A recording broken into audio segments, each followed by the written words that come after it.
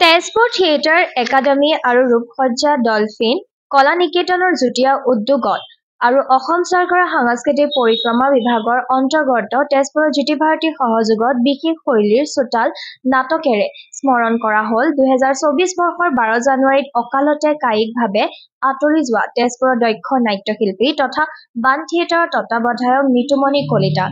উল্লেখ্য যে তেজপুৰৰ জনপ্ৰিয় অভিনেতা তথা লোকশিল্পী নিতুমণি কলিতাৰ সোঁৱৰণত কালিৰে পৰা 3খনকৈ শিশু নাটকেৰে তেজপুৰত আয়োজন কৰা হয় প্ৰথম বাৰ্ষিক নিতুমণি কলিতাৰ সোঁৱৰণী শিশু চেমনীয়া চোতাল নাট সমাৰোহ।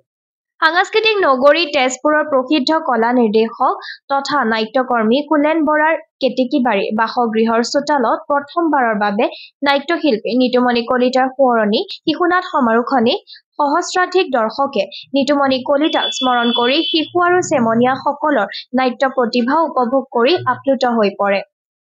নিতুমণি কলিতাৰ প্ৰতিচ্ছবিত পৰিয়ালৰ লগতে বাণ থিয়েটাৰৰ উপসভাপতি দিলীপ বৰা আৰু বিশিষ্ট নাট্যকাৰ পৰিচালক কৰুণা শইকীয়াৰ দ্বাৰা বন্তি প্ৰজ্বলন আৰু শ্ৰদ্ধাঞ্জলিৰে শুভাৰম্ভ হোৱা নাট সমাৰোহৰ কালি প্ৰথমটি নিশাত আবিৰ নাট্যগোষ্ঠীৰ দ্বাৰা জিতু কলিতাৰ পৰিচালনাত সূৰ্য ফণী শৰ্মাৰ নাট কলা বজাৰ আৰু ডলফিন কলা নিকেতন তেজপুৰৰ দ্বাৰা ৰসৰাজ লক্ষীনাথ বেজবৰুৱাৰ সাধুৰ আধাৰত কুলেন বৰাৰ নাট্য ৰূপ আৰু পৰিচালনাৰে নুমলীয়া পো শীৰ্ষক নাট সফলতাৰে মঞ্চায়ন হয়।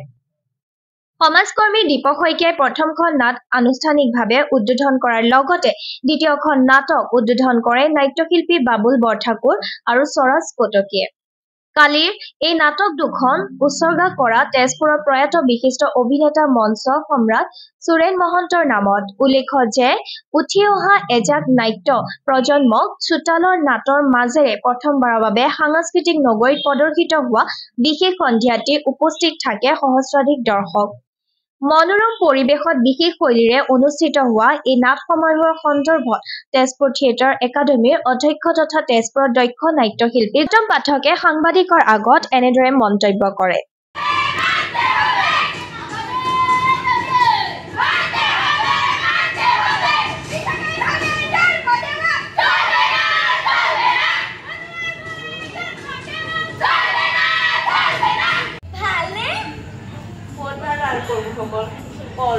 কৰি আছো আৰু পিছে আমাৰ ব্ৰহ্মা ক'ত তেওঁ কেৰি আহিলা কিয়? আপুনি নাজানেই তেখেতৰ বিভাগত এতিয়া মহা হুলস্থুল ফেমিলি প্লেনিঙত ধৰিছে। ফেমিলি প্লেনিং এইটো আকৌ কি হে?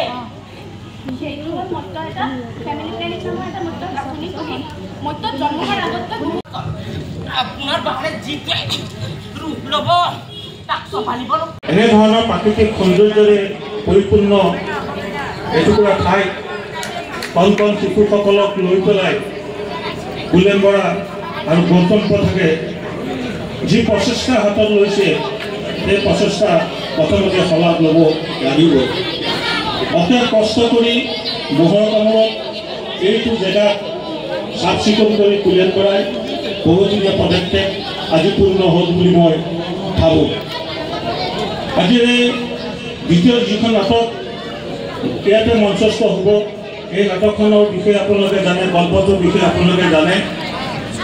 ৰসৰাজ লক্ষীনাথ বেজবৰুৱাৰ অন্যতম গল্প, সেই গল্পৰ আধাৰত কুলেন বৰাই সৃষ্টি কৰিছে এখন মনোগ্ৰাহী নাটক শিশুসকলৰ মাজৰ পৰা। কিছু সময়ৰ পাছতেই সেই নাটক আপোনালোকে উপভোগ কৰিব পাৰিব আৰু আপোনালোকে নিশ্চয় যিখিনি ল'ৰা ছোৱালীয়ে ইয়াত আজি মঞ্চস্থ কৰি এখন অতি সুন্দৰ নাটক, সেই সুন্দৰ নাটকখনৰ অভিনেতা অভিনেত্ৰীখিনিক আপোনালোকে আশীৰ্বাদ দিয়ক তেখেতসকলে যাতে বা তেওঁলোকে যাতে এখন ফলপ্ৰসূ নাটক আজি মঞ্চস্থ কৰিবলৈ সুবিধা পায় আৰু আপোনালোকে চাক্ষুষ দৃষ্টিৰে চাব পাৰে।